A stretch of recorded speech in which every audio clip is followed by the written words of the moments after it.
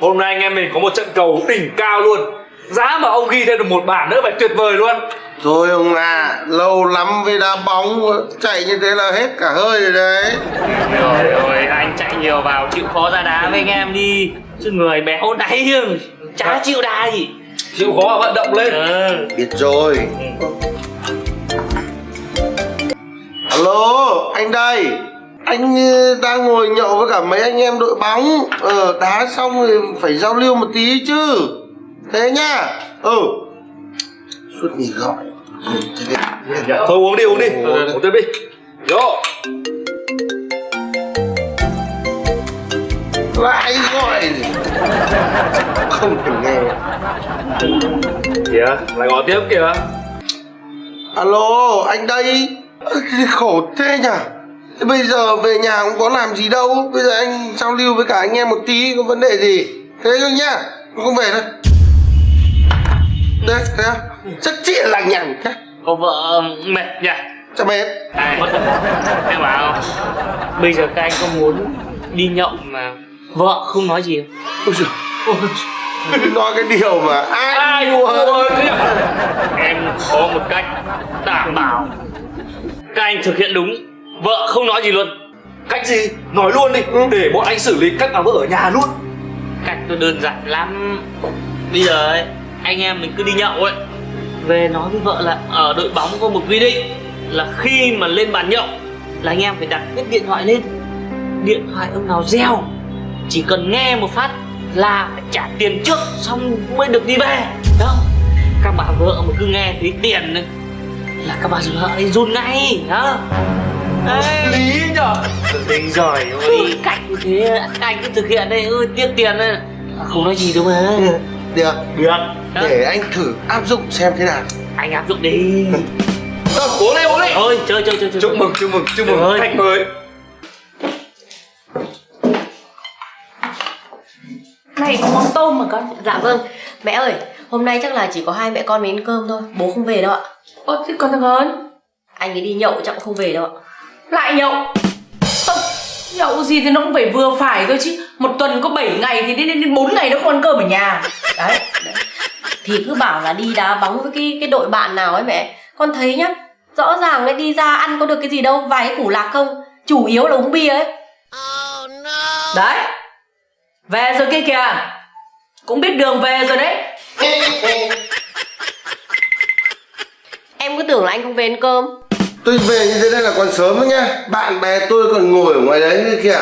Đấy, về là bắt đầu là không biết ai vào với ai đấy.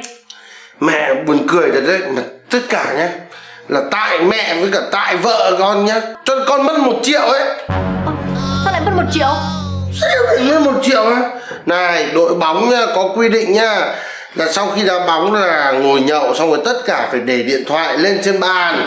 Nếu mà ai nha bị gọi trước ấy, người đấy phải mất 1 triệu. Giời, cái toàn cái quy định vớ va vớ vẩn.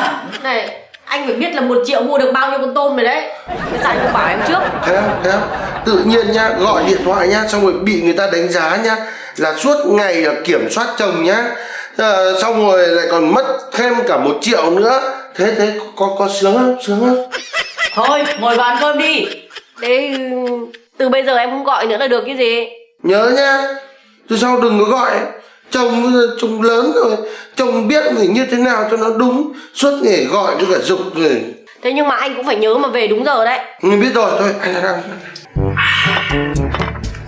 Em nói với anh luôn nha, anh cứ nhậu thoải mái đi. Hôm nay chắc chắn mấy bà vợ của anh không gọi đâu.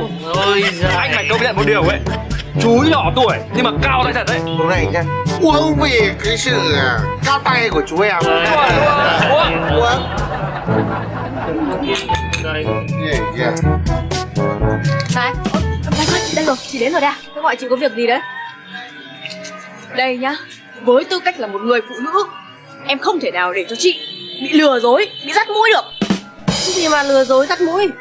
Có phải là anh Hớn bảo với chị là khi anh ấy đi nhậu, chị không được gọi cho anh ấy đúng không? Nếu như mà chị gọi là anh ấy sẽ bị mất 1 triệu đúng không? Ừ đúng rồi. Mánh lới cả đấy. Đây. À, hiểu rồi. Dám chơi chiêu với chị đúng không? Đây này. Alo, bác Thẹn ạ? Vâng, ôi dồi ôi bác ơi, thằng Thái nhà bác hiện tại là đang ngồi nhậu ở quán say bét nhè rồi đây này. Bác gọi nó về ngay đi, không là nó ngã lăn đùng ra đây bây giờ đấy. Bác gọi luôn đi nhá. Vâng. Quá đơn giản. Làm con tôm đi. Ăn này. Ok, xin bác. Đấy. Con đây mẹ. Con uống với cốc với anh em, không say đâu. Mẹ yên tâm, tí nữa con về. Thôi được rồi, con về luôn bây giờ. Vâng. Mẹ gọi được. Chào anh em nhá. Chị à? Hình như là chú Thái là mẹ vừa gọi về đúng không? Vâng, mẹ gọi về. Thế thì chú cứ về đi, để lại đây 1 triệu được rồi. Để thì 1 triệu gì? Chú lại giả ngây giả ngô không biết nhỉ?